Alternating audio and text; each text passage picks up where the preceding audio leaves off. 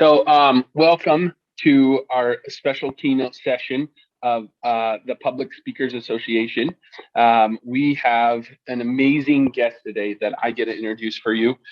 Shane Krauser is actually one of my good friends, one of my best friends that I get to do multiple things with and businesses, work with in partnership in a different business. But he's an amazing guy. Shane Krauser is a serial entrepreneur. He's a former nationally syndicated radio talk show host. He's actually was an adjunct professor for constitutional and criminal law. He's a firearms instructor. He goes around the world talking about freedom. He's written multiple books on the Constitution. One is Your Nation to Save, and the other one is Freedom. Is it for you? So multiple books. He's spoken in many different rallies across the nation. He's worked closely with Glenn Beck at one time and his organization. Shane's an ex-lawyer, prosecutor from Phoenix, Arizona. Just an amazing guy, knows his stuff on the Constitution, and he's married with 6 kids to a beautiful wife, Janelle, and super excited to have him on our stage today. Go ahead, Shane.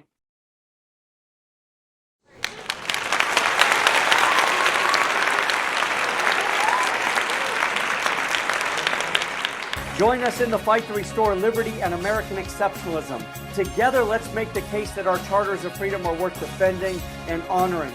Right here is where the great American experiment comes alive. Let's get to work. Hey, thank you so much, Sam. And it is, I'm glad that you finished up by talking about me and my wife. Today is our anniversary, and there's very few things I could think of doing that we really enjoy doing together than being with you all, talking about things that I particularly am passionate about, but really has resonated through our family. And I want to talk a little bit about that story today, about what is it that makes America unique? What does it mean when we say that we want to be free? And I want to talk a little bit about the journey for me that's made me so passionate about this idea of America and this idea of liberty. And I want to take you back to a tradition that we do actually every year with our family. I've got 6 kids. My oldest is 26. My youngest is 12, 5 boys, girl on the tail end. And we have raised our kids in an environment where they've learned to love the principles found in the Constitution. They've learned to love this idea of liberty. They've learned to become advocates of this idea. And one of those things has been an intense focus on helping them not just understand the principle, but feel the principle, right? It's one thing to understand something. It's another thing to feel it in your bones. And so many, many years, almost 2 decades ago, we started doing something on December 24th of every year, Christmas Eve of every year. You know, I'm here in Arizona. I'm in the Phoenix area. So we're in the desert. So we don't get snow down here. We get rain, but for the most part, 350 days out of the year, we're getting sunshine. So you can imagine, even when December comes around, we got to drive up into the mountains to find some snow. And that's exactly what we do. But before I take you to what we actually do and the kind of the ceremony that we engage in, let me take you back to 200 years ago, 250 years ago, and talk about what it is that we're actually teaching our kids. So let me share my screen as we walk through this so you can kind of visualize what I'm talking about here. So we talked to them about what happened on Christmas Day, 1776. As you know, George Washington on Christmas Day, 1776 was on the shores of the Delaware River. He had 2,500 troops with him. Now, 2,500 troops wasn't a lot, especially when you consider that months before he had 25,000 troops with him. So on Christmas Day, 1776, 1 in 10 had the courage to stand with him. And they were preparing to cross the shores of the Delaware River. Now, what makes this unique is, number one, this was not an army that was winning battle after battle. Despite what history might want to teach us, and right, the courage and power of a George Washington, and that he was powerful and he was courageous. But this was not an army that was winning battle after battle after battle. In fact, they were engaging and then they would retreat. They would engage and then retreat. Like they'd engage and say, oh man, it's a little bit more than we bargained for. We're out of here. Well, on Christmas Eve, moving into Christmas Day with those 2,500 troops, what makes this such a powerful story is that 1/3 of those soldiers had no shoes. They had literally wrapped their feet in burlap. And so we remember this story. And as we remember this, we would take our children up into northern Arizona and we would find snow. And we would get out of the truck and we would take the shoes off and we'd take the socks off and we would run through the snow. And, initially when you're getting out of the truck, everybody's laughing and joking. But about 15 to 20 seconds into that cold snow, the tenor changes, like the environment changes. It's not so comfortable.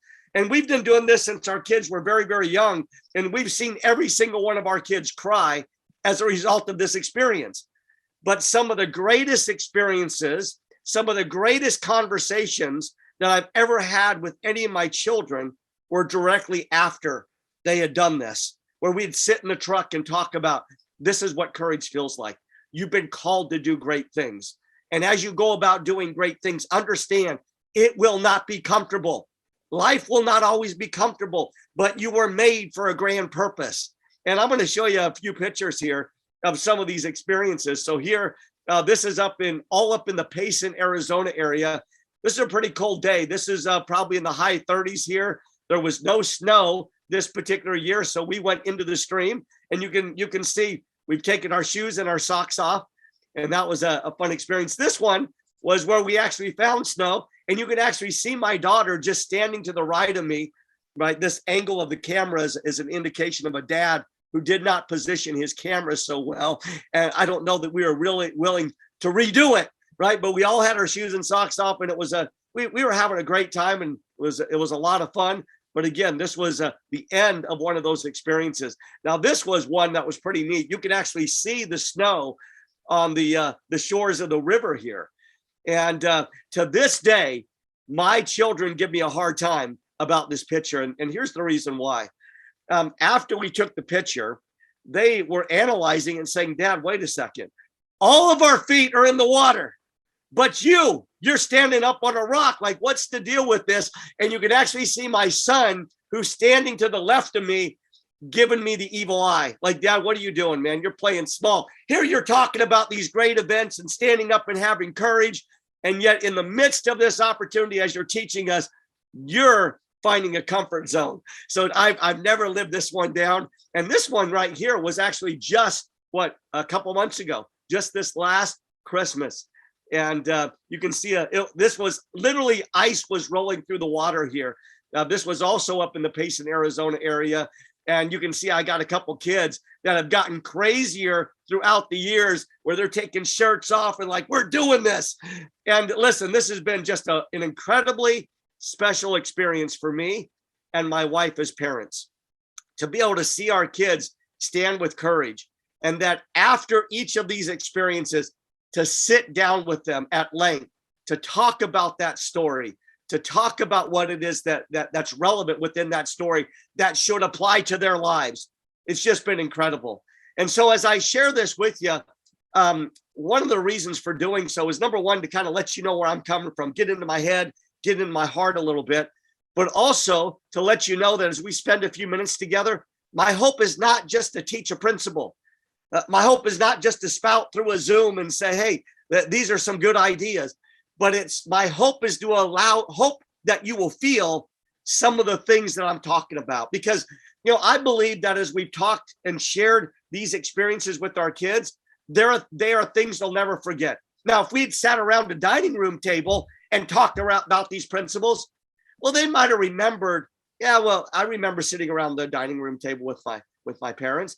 But they'll never forget this experience, because for a moment, as brief as it was, for a moment, they were able to experience what it might have been like to stand on the shores of the Delaware River on December 25th, 1776. And by the way, just as a reminder, when we come home on Christmas Eve, we actually, before we feed our kids, we're like, we got to jump in the pool, and we tell the story all over again, but we go all in, fully clothed, into the pool and back out. So we're actually giving them a couple different doses, but it's become a lot of fun. But we know that this is something our kids will never forget. And we hope it's something that they'll pass on to their children, that they'll pass on to the next generation. Because as I look at freedom, as I look at the idea of America, one of the things that I think is missing is the feeling. It's the feeling in our heart of what it actually means to be an American. Now, when I refer to an American, I want you to know I'm not a nationalist.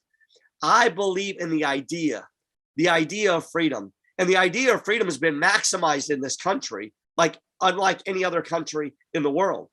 But freedom is not exclusive. America doesn't have a monopoly on freedom. This is something we'll want to spread worldwide. It's just happened to work for many, many years very effectively here in the United States. So for me, where did this come from? I'm telling you about what I did with my kids, but where did it come from for me? Well, this is the home where I grew up in Mesa, Arizona.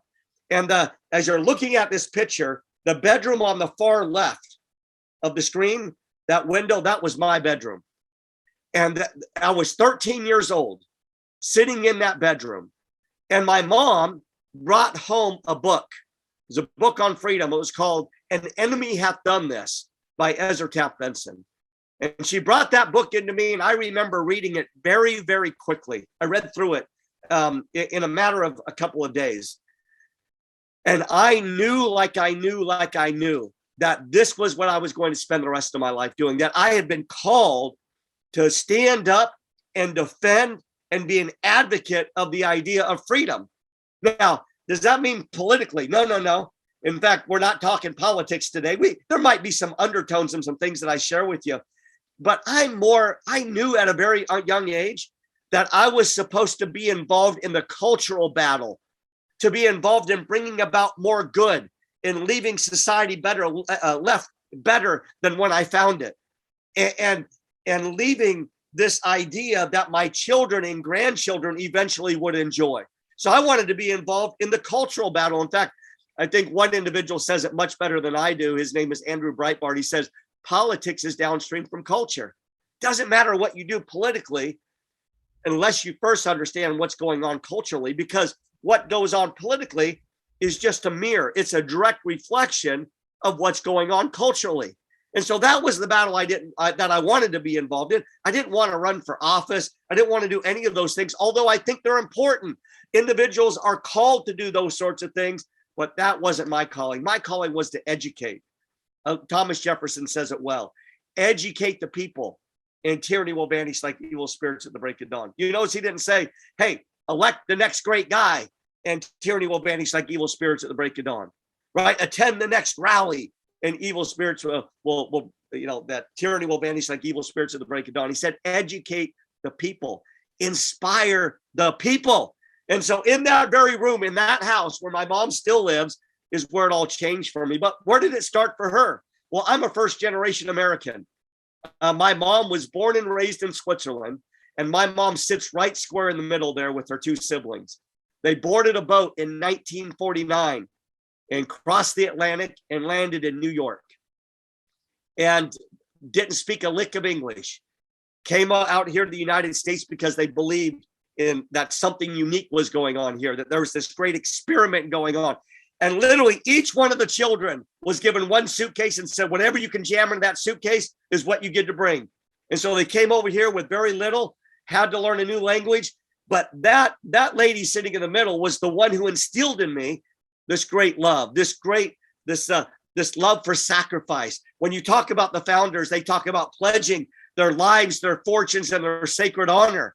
And I don't pretend to know what that means. I can read about it, but personally, I don't know what that means. Right? I haven't been required to do that. We live in an unbelievable country where it's unbelievably comfortable, and prosperity is all around us. Even with all the craziness going on economically, we still are the most prosperous country in the history of the world, even with all of the craziness. And my goal is to bring back, to restore liberty, because we kind of deviated away from that. How do we restore it? I want to talk about that today. How do we make the case, or what is the case to be made for freedom? And so I want to walk through some of those things today, because I believe that the sun can still shine on America. I believe it does still shine on America. And some of you outsiders looking in may say, man, Shane, you're a little bit Pollyanna, man. You're talking about liberty. You're talking about freedom. You're excited about this idea. Man, are you not paying attention with all the things that are going on? Yeah, I am. And that's why I'm so excited, is because what we're seeing right now is people coming together. Good people, good virtuous people who love freedom, who don't necessarily know what the solutions are, but they know that they need to be involved. And it's when people become involved that things start to change. You know, I'm a believer, right? I'm a man of faith, and I believe that liberty is a God thing. And if that's true, ladies and gentlemen, if liberty is in fact a God thing, the sun still shines on America so long as people come together. Edmund Burke said it this way: if you want to restore virtue, if you want to restore freedom, you've got to build platoons of people all over the regions where you wish to see that restoration. And that's why I love coming on to events like this with a few people who say, we're going to do something, right? We want to understand some of the solutions, and getting out just across the country and meeting with people and just watching the level of engagement today excites me. And, you go back to the convention back in September 17th of 1787, when the Constitution was signed by the founders and sent out to the states for ratification. It was Ben Franklin who sat in the rear of the room, and he suddenly had his moment, one of the greatest speeches ever given.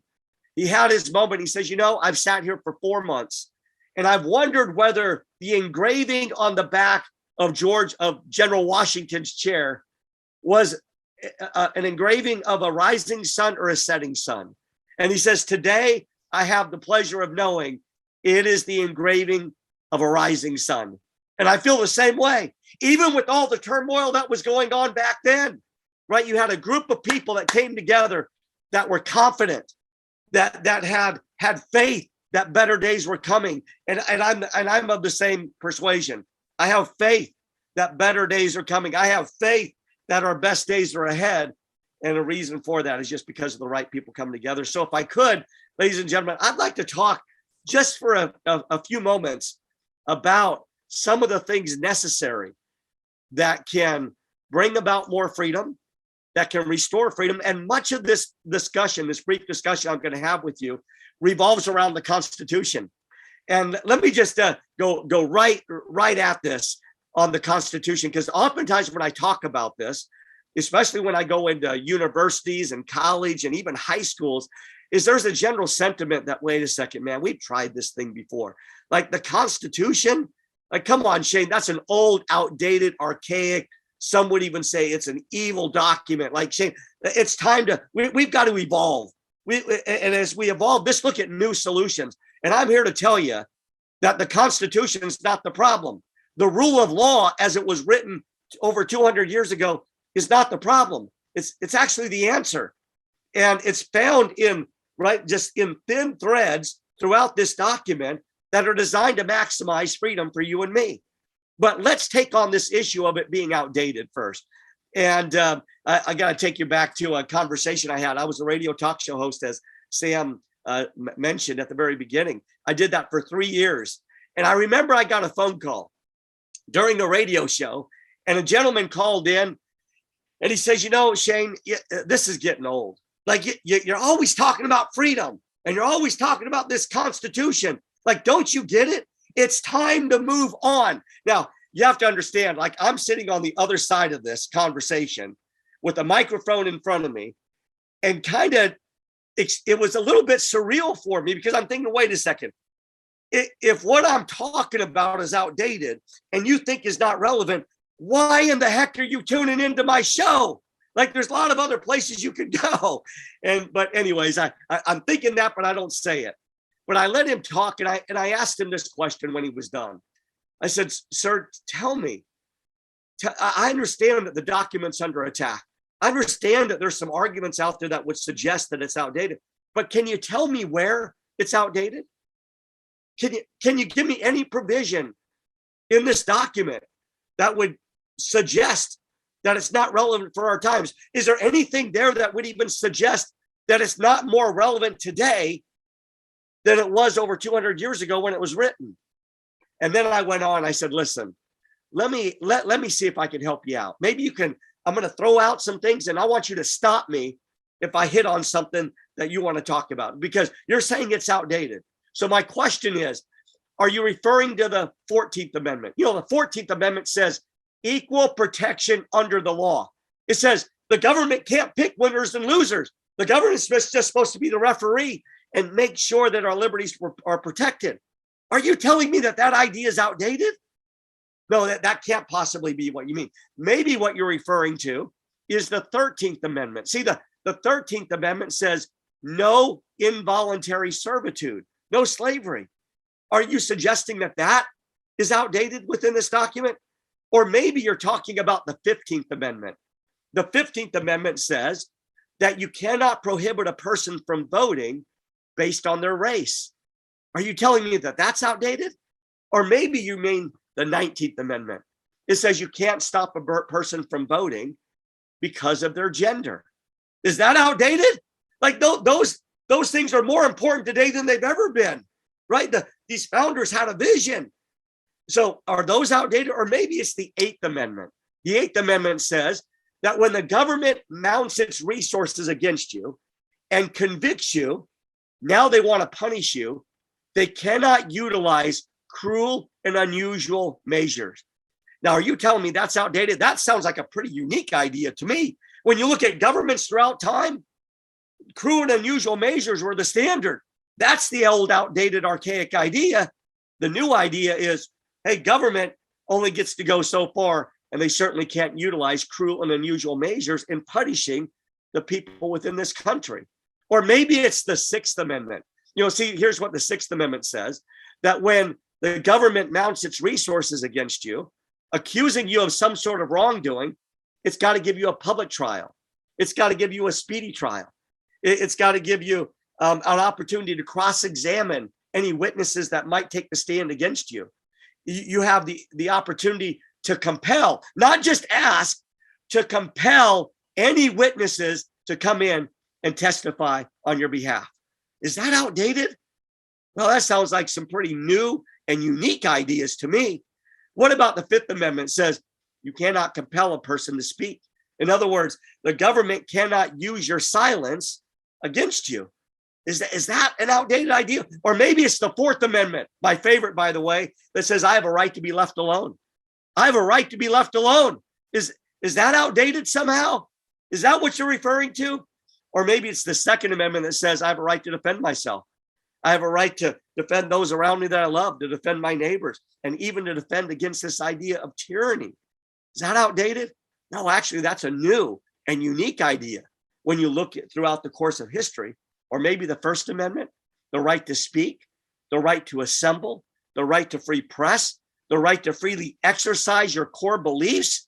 Are you kidding me? Are these outdated ideas? Like, what are you talking about? And so I asked him a number of other questions. And when I was done, I said, I just waited for a response. And what do you think I heard? A ringtone. It was a dial tone, right? There was no answer. And so my point in sharing this with you is that this document is the answer. It's a core part of the answer to bringing about more freedom. And it's not outdated. It's just as relevant, if not more relevant, than when it was written. And so that is a common thing that we deal with today when dealing with this document, is this outdated notion. In fact, I'll tell you, it is a unique document in this regard. America is different. We've had, when you look at the Constitution as it was ratified in 1788, did you know that Brazil has had 8 constitutions in the same time frame? Afghanistan has had 5 constitutions in the 20th century alone. What about Poland? Poland's had 7 constitutions since the early 1920s. Russia has had 4 constitutions since the early 1920s. And France has had 15 constitutions to our 1 in the last 200 years. Guys, what makes this different? Right? I've talked about some of the ideas of it being unique and relevant, but what makes this document such that it can withstand the test of time? Because, right, the talking heads can say whatever they want, right? Our school systems can teach whatever they want, but as I would say, the dog shall, the dog shall bark, but the caravan moves on, right? This document continues to move on. And I don't want to suggest that the document is perfect or that it's even operating the way that it was originally intended, because emphatically it is not. It's not. But I want to be involved in the restoration, because I recognize that with restoration comes more freedom for you and more freedom for me, more freedom for the next generation. That's what this is all about. So what is it about this? Well, first, let's discuss what is the purpose of this document, right? If freedom's such a big deal, what is the purpose of this document? Well, the purpose of the Constitution is simply this. It's to ensure the liberty for the masses and to minimize tyranny in the process. Maybe another way of saying it is the Constitution is a complex maze of booby traps designed to stop tyranny in its tracks. I'll say that one more time. The purpose of the Constitution is it's designed to be a complex maze of booby traps designed to stop tyranny in its tracks. And as you stop tyranny, freedom is maximized. So how does it stop tyranny? Well, remember that the Constitution is a rule book. That's all it is. It's just a rule book that tells those that you and I have given permission to lead how they are permitted to behave, what they're permitted to do. That's it. It's just a rule book, right? I think sometimes we think it's only the lawyers that understand it. And if I really want to understand it, it's complex. No, it's not complex in terms of its understanding. It's very simple. It's a very simple rule book. And so it's all about getting back to that. So as we do that, I want to outline a couple principles, but I also want to give you some takeaways in addition to these principles I'm going to outline. So if you're taking notes, this might be a good time, because I'm going to give you some pretty cool stuff that I find powerful. So as Sam mentioned, I taught at the college level for 15 years. I taught constitutional law, criminal justice, criminal procedure, and very much enjoyed it. I was at 3 different colleges out here, and at the same time, I actually taught at the Phoenix Police Academy, and I taught at the Glendale Police Academy. So I was teaching incoming cadets, and I was also teaching those that had been in the department for some time, and now were going for a promotion, sergeant or detective or something of that nature. Now, taking you back into the college classroom, man, my purpose, admittedly, as an adjunct professor, was not to indoctrinate. And listen, when it comes to freedom, there's no need to indoctrinate, because it's kind of this idea of let the truth out and it will defend itself. The problem is, especially on a college campus, the truth is not always set free. And if the truth is not set free, there's no room for it to run. So my purpose was to set it free, to allow it to be discussed. And so on the very first day of class, I'm walking into my constitutional law class, and I've got students anywhere from 17 years old. My oldest student was 84 years old. Typically, I had 35 to 40 students in my class, and I would ask them 3 questions. 3 questions. I would say, listen, who here wants to be left alone? Who wants to be left alone? And in 15 years, I never had a student not raise his hand. Every student raised their hand in 15 years, because nobody wants to be told what to do, right? We learned that as a very young child. I don't want to be told what to do. You're not my dad. Don't boss me around, right? That's kind of human nature. We're born to be free. Now, are we born to follow some rules along the way? Of course. Like, we want to live in a civilized society. We can't go around violating the rights of other people, but we don't want to be told what to do. We want to be able to live our lives as we see fit and not have someone else dictate that. So that was question number 1. Question number 2 was this: who here believes government should follow the rules? In 15 years, I never had a student not raise his hand. It never happened one time.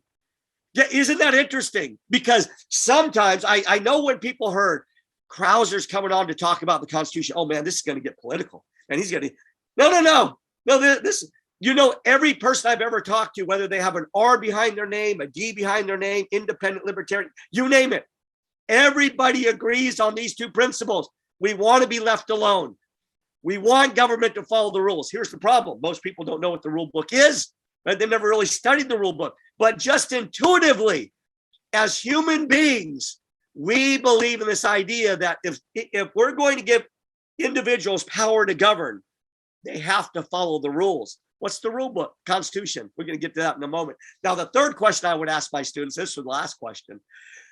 I would say, who here believes you should be able to keep what you earn?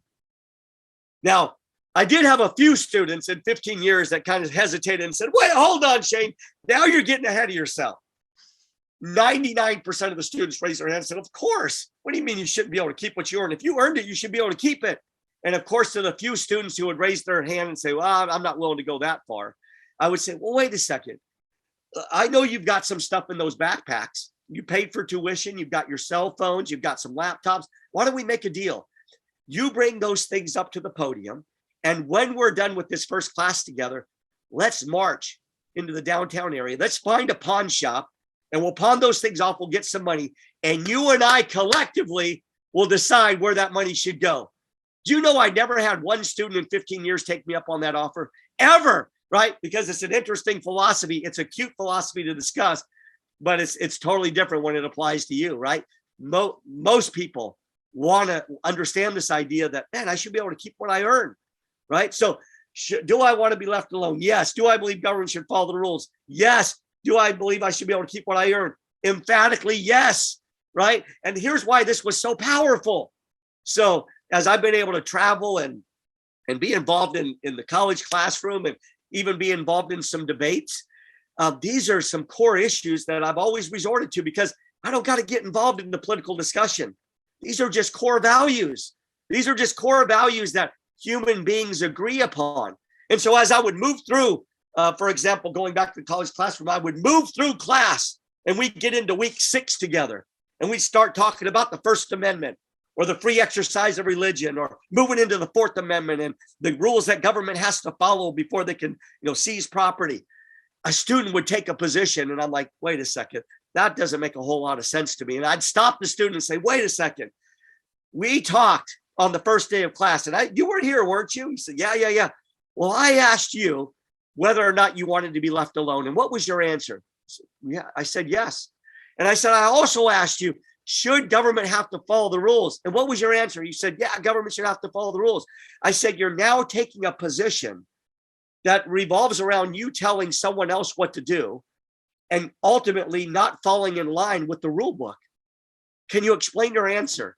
And just through that process, ladies and gentlemen, I saw a transformation of students that didn't understand the idea of liberty. They had some pretty warped ideas about the way the world operated.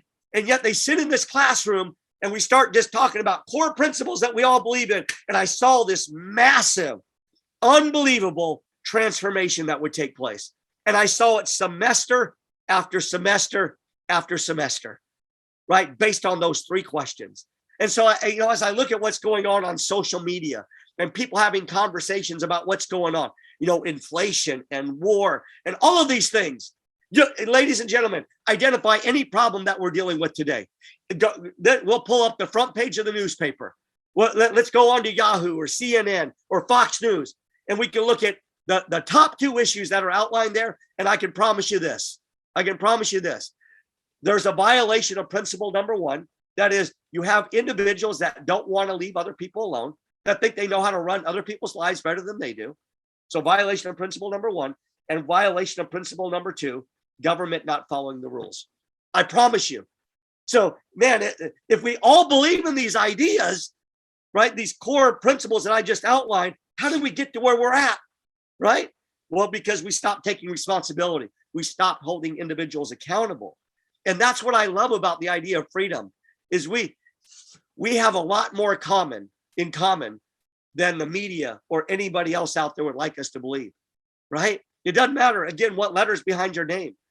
The human race is a race that loves freedom. We love liberty. It's the reason why when you look at revolutions that have happened over the last 200 years, what banner do most revolutions carry high? Our Declaration of Independence. Look at any revolution that's tried to facilitate more freedom, and smack dab in the middle of that revolution, you will find this. We hold these truths to be self-evident. that all men are created equal, that they're endowed by their creator, with certain unalienable rights, among those being life, liberty, the pursuit of happiness. In the midst of any revolution that I've studied in the last 200 years, it's been right there. Why? Because it resonates with the human heart. It resonates with the human mind. And so here we go. Let's talk about, I've given you some by the way, those 3 nuggets right there. Man, think about how powerful this is. You know, people always worry about, and I'm going to Thanksgiving dinner. Excuse me. I'm going to Thanksgiving dinner. I'm going to Sunday night dinner. Oh man, we're going to get involved in this discussion. Not with those 3 questions. Those are core things we all agree on. And so anyways, it's a lot of fun and it's powerful ammunition. So let me just take a few minutes, if I could, and just talk about a few core principles that make this Constitution unique and that take us back to those 3 principles that I just talked about. So giving you kind of just a general overview. Remember, this is not complex. Don't let the lawyers fool you. Don't let the talking heads fool you. This is a simple document. There are 7 articles to this document, and there are 27 amendments. Okay, 7 articles and 27 amendments, right? There's also a preamble as well. But the 7 articles and 27 amendments are key for us to understanding, number 1, how do we maximize freedom? And number 2, how do we ensure government follows the rules? So with that said, let me hit on one principle. One thing that makes this document so unique, it is the only constitution in the world that begins with the principle that revolves around agency. We begin with the creed that revolves around agency. There's no other constitution in the world that begins with it. Now, let me provide some perspective. The Constitution was ratified in 1788, but you cannot understand the Constitution unless you read it through the lens of the Declaration of Independence that was written 2 decades earlier, right? And so that Declaration of Independence written in 1776 by the red-haired wonder, Thomas Jefferson, that was, many people call it a declaration of war, which it was. It outlined 27 grievances there, true. But just as important as a declaration, it was outlining the philosophy of good government, so to speak, a proper government. If we're going to have government, this is what it looks like. And what does it begin with? Well, I already outlined it a few minutes ago, but I'm going to say it again. What is the creed that this document begins with? I'm talking about the Declaration. We hold these truths to be self-evident, that all men are created equal, and that they're endowed by their creator with certain unalienable rights, among those being life, liberty, pursuit of happiness. This idea that you and I are free. We are free. And so this Declaration of Independence is the foundation to the document that would come 20 years later. Maybe a different way of looking at it is this. The Declaration of Independence was the promise. It's the promise. This idea of agency, of letting people live their lives as they want to live. That was the promise. The Constitution was the fulfillment of that promise. Maybe one more way of looking at it. The Declaration of Independence was what the founders were willing to die for. The Constitution, as it came to be, is what they were willing to live for. They were willing to die if they were going to live as slaves. They're willing to die, but they were willing to live for an opportunity to maximize their freedom, to pass something on to the next generation. That was the idea. And so here's what I just quoted there, right from the Declaration of Independence. When you start to read and understand the Constitution through the lens of the Declaration, everything changes. Just this, what you see on your screen right here, everything changes, right? This is what it ultimately is about. And that's why I love talking with individuals that think they're of a different political persuasion than me. Because I sit down with them and like, do you believe this? Yes, I believe this. Well, we're on the same team then. We're on the same team. What are we fighting for? Well, because the media is telling us to fight, right? Politically, they're telling us to fight because there's something to be gained. But you and I on the ground, living in neighborhoods, going out and working hard to make ends meet, we believe these things. We have a lot more in common than others would want us to believe. Now, given that this is what we want, we want to maximize freedom. We want to enjoy the freedoms that we've been endowed by. So what's the solution? Well, right here in the very next sentence in the Declaration, it says this, that to secure these rights, what rights are we talking about? Life, liberty, pursuit of happiness. That to secure these rights, governments are instituted among men deriving their just powers from the consent of the governed. Guys, we're in charge. We're the bosses. It's we the people. And what we've seen over the last 100 years is every time we the people, you and I, we get into a bind, what do? We go look to the government for solutions. Government, fix this problem. That's not the way it's supposed to be, right? Government is supposed to be small and defined and limited. It's supposed to, like it's supposed to be as almost, it doesn't even exist, right? The only time the government is really supposed to come into play is when I go out and I see John Kovach on there. I go to John Kovach and I steal his potted plant off of his porch. I've taken property, right? At that point, government steps in and says, wait a second, you violated the property of someone else, right? Or I go to, I see Sam there and I hit him in the jaw. I violated his person, right? So government is only supposed to be involved when you and I might violate the life, liberty, or property of one another. Then they come in and play referee, they resolve the dispute, and we move on, right? But government isn't supposed to pick winners and losers, right? When we're seeing that happen, and we've seen that happen for quite some time, it's you and I that are ultimately in control. Let me hit on a second point real quick. So we talked about the Constitution is unique because it begins with a creed that revolves around agency. Number two is this. I love this idea that you find in the Constitution of separation of powers and division of authority. And you all, right? We all learned this in school, right? You have a legislative branch, an executive branch, and a judicial branch. Why do we have three branches of government? Guys, this is human nature. And we understand it intuitively. What is it that we understand intuitively? That men with power will abuse it. Men with power will abuse it. In fact, James Madison said it this way. If men were angels, there would be no need for government. But men aren't angels. So what do we do to stop the tyrannical impulses of human beings? What do? We divide authority, right? We don't give one man all the authority. Let me give you an example of how I taught this at a high school in Montana. I was up in Montana several years ago, and I asked an individual who was a part of student council to come up on stage. I think he was either the president or the vice president. And he's up on stage and I'm asking the students, hey, do you like this guy? They're like, yeah, we love this guy. They voted him in. Of course they liked him. And then I started to ask some questions. Hey, who here would be okay if he decided when you came to school and when you left school? They're like, yeah, heck yeah. Because they're like, he'd be saying we could come late, we could leave early. Like, yeah, we're on board with that. And then I started asking questions about how many of you would be okay with him deciding what you eat every day for lunch? How many would you be okay with him? So he decides the menu. He decides what classes you're going to take. He decides the homework you're going to do. And suddenly the hands start to go down. And it evolved into a pretty serious discussion. And I said, why is it? This is a guy that you like. Why are you no longer okay with him deciding those things? Well, because he might take that authority and go too far. See, human beings understand this. High school kids understand this. Elementary school kids understand this, that men with power do crazy stuff.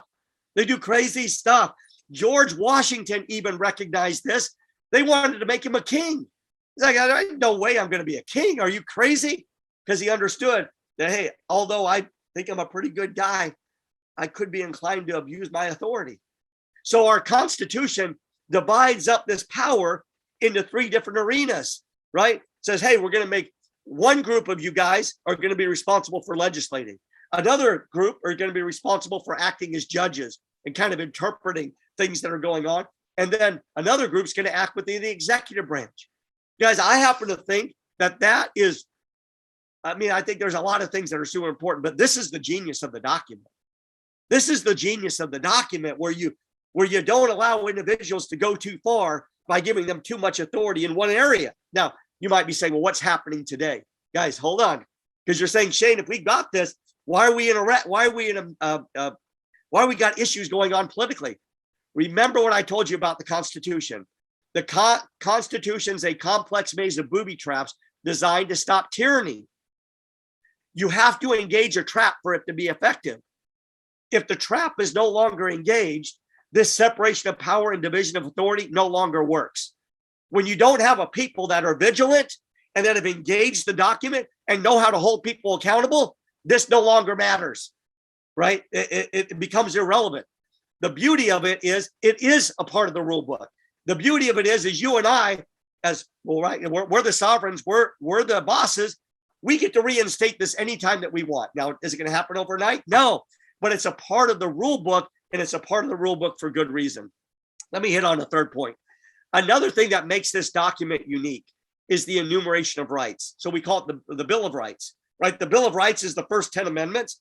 And you all know many of the things that are listed there: the freedom of speech, the free exercise of religion, the freedom of assembly, the right to petition government for redress of grievances. You've got the Second Amendment, the right to bear arms, the right to be left alone. Many of those things are listed. But here's what I don't want you to get caught on. Just because there's an enumeration of rights, that is not an exhaustive list of all of our liberties. And so sometimes people kind of lose sight of what it means to be free. And we get into these arguments and people say, well, where in the Constitution does it say you have a right to marry? The Constitution doesn't give me my rights, right? Those rights exist regardless of whether they're written down on a piece of paper. So why do I like this idea that certain rights are enumerated in the Constitution? Well, when our founders put this document together, they looked at some of the liberties that historically have been infringed upon by government after government after government. Free speech has been one of those things, right? The disarming the population has been one of those things, hasn't it? The right to stop people from assembling has been a number of, right? That's happened in a number of governments throughout history. So they identified some of the core liberties that human beings enjoy and said, wait a second, we're going to put those things in this document, in this Bill of Rights, to do what? To remind us of what our rights are? No, to remind government, don't you dare touch those things. When you go about doing the things that we've allowed you to do, don't you dare touch freedom of speech. Don't you dare touch the right to bear arms. And sometimes we kind of get lost in this thinking, well, if it says it in the Constitution, that means I have the right. No. The only reason why our liberties, to some degree, are outlined in this document is to remind government, hey, your job is to protect these things, not take them away. Don't step on these things, right? Don't come around and put these things in jeopardy. And this is one of the things that I'm very thankful for, is that there is this enumeration of rights. Now let's look at one more thing here as we close out. Well, actually two more real quick. Popular sovereignty.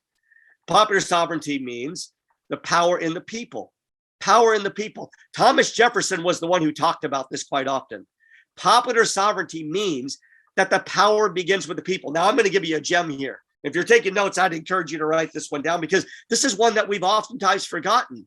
And that is this: the government cannot possess what the individual does not possess in the first place, right? Because who created the government? You and me. The people created the government, and the people cannot give authority to government to do something that the people could not do in the first place. So think about that in light of some crazy issues going on, right? Maybe printing of money. Man, I couldn't do that in my home. You couldn't do it either. We'd go to prison, right? So you could think about all kinds of things going on within government and say, wait a second, is that an authority that's legitimate? Wait a second, I couldn't do that myself. How in the world can they do that, right? That's the idea. Popular sovereignty, it begins with us, and it begins with you and I understanding that we have that power, and then beginning to move into the accountability phase. Now, let me move into my last thing before I close out. And I think this is super important. So I've covered a couple of things, right? I've covered this idea of a creed that revolves around agency. I've covered separation of power and division of authority. I've covered enumeration of rights, and I've covered popular sovereignty. Here's the last one that I think is critical. When you look at the uniqueness of this freedom experiment in America, this is a big one. A Republican form of government, right? Not a democracy, right? We could go in. I think sometimes we have a little bit of fun, like we're not a democracy, but no, we're not a democracy. Thomas Jefferson called a democracy the most vile form of government known to man. That's interesting when you look at monarchies and oligarchies and anarchy. He had a big problem with what the majority might do to the little guy.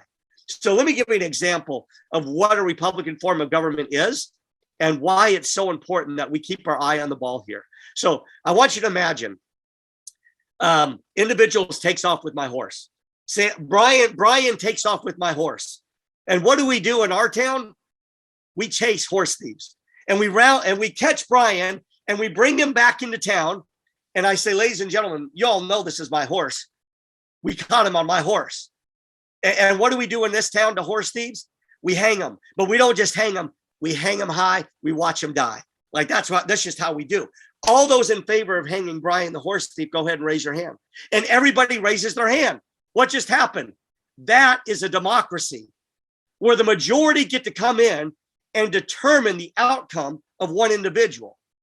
Now, did I mention anything about them reviewing any evidence? No, it was just me, mad as could be, talking about he stole my horse. Let's hang him. Listen, that's not what we do in a Republican form of government. What we do in a Republican form of government is this. Brian steals the horse. I'm still mad as can be. Just because we're in a Republican form of government doesn't mean I can't be mad. Like I'm ticked. And we catch Brian and we bring him back. And I say the same thing. We don't deal lightly with horse thieves. All those in favor, raise your hand. And everybody raises their hand. But in a Republican form of government, who shows up on scene? The executive, the sheriff. And the sheriff might not like Brian either. He might know, this guy's stolen all kinds of horses. But listen, the idea of the executive within a Republican form of government, his job is to do this. Listen, you can't hang Brian. Brian's got rights. Brian has a right to a public trial, a speedy trial, a fair trial. He has a right to cross-examine the witnesses. He has a right to bring in his own witnesses. He might have an alibi. What is it? He has a right to remain silent. You can't use his silence against him. And you know what? He also has a right to an impartial jury. And all of you buckaroos you just voted to hang him, you're not sitting on that jury. Guys, that's a Republican form of government. So often in our society, I'll hear people talk about what's a Republican form of government. And they'll say, well, it means that we elect representatives. Guys, that's partly true. That's partly true. But there are lots of countries that elect their representatives, and they're not a Republican form of government. The distinction is this.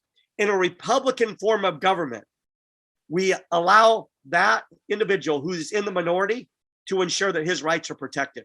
Think about it from another perspective. I live in a town, and there's 999 Catholics, and there's one Buddhist. And we say, you know what? We're putting a measure up we're going to put a measure up for vote. And that measure is going to be, if you're Catholic, you can practice Catholicism in this town. If you're not, too bad for you.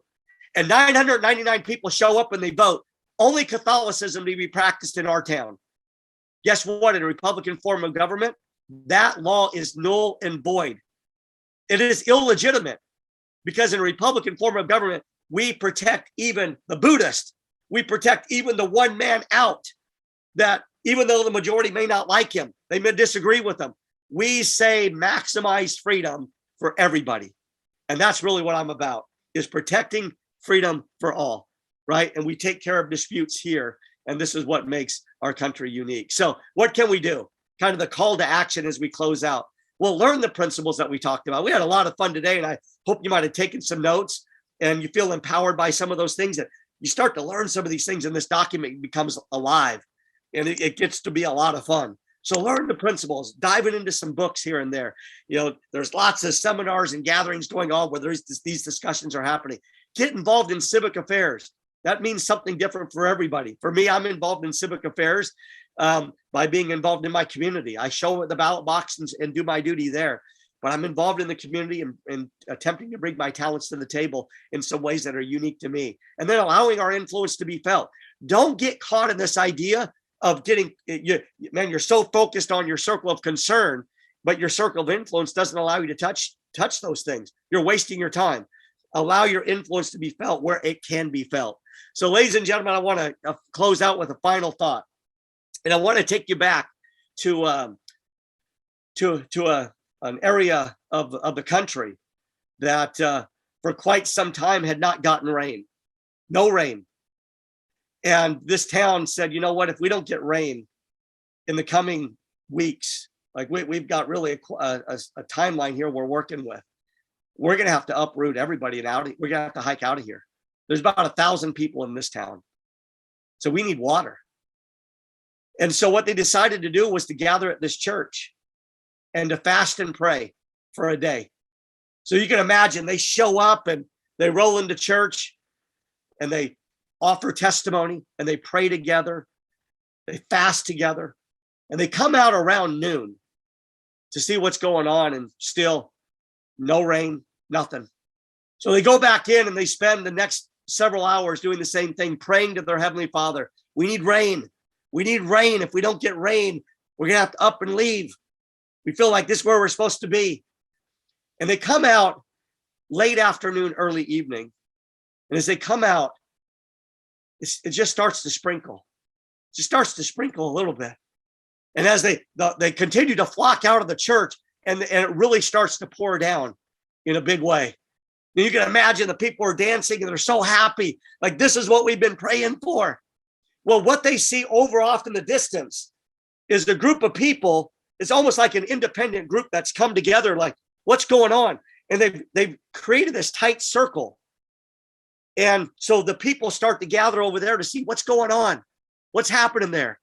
And finally, they're able to see that in the middle of this circle is a little girl who she had brought an umbrella. See, that morning, ladies and gentlemen, when 1,000 people got up to go into that church, one little girl packed an umbrella. One little girl packed an umbrella on the expectation that what they were asking for was actually going to happen, and it rained. So as I close out, I'll tell you, I acknowledge that I'm a little Pollyanna. I'm really excited about where we're going as a country. I think we've got a great future ahead of us because of the people. Nothing else, just because of the people as they come together. And I'm kind of like the umbrella girl or the umbrella guy, just preaching like better days are coming, right? We're doing this. We got this. The right people are coming together. God's working. Liberty's coming, right? I'm just the guy out there with my umbrella with the full expectation that better days are coming. Thank you all so much for having me. Back to you, Sam. Thank you, Shane. Man, that was amazing. So fired up. I love what Shane is talking about with freedom and what we have in the future of our country and around the world. As this is like Shane said, this is not just about America. This is about freedom across the world. We see things going on multiple different places where we can rally for not just here in America, but everywhere. I'm so grateful for the time that Shane had to jump on and talk with us for an hour. We have this event. We're working on getting it to where it may be quarterly. We're still working on details on that, but we will definitely have these events multiple times throughout the year. We have special speakers like Shane and others on our stage. And if you know anybody that's interested on getting on our stage, have them reach out to us at publicspeakersassociation.com, or we have a Facebook page, and we also have a Facebook group that you can join. So yeah, thanks again, Shane. We really appreciate your time, man. It was amazing. And thanks for being here with us.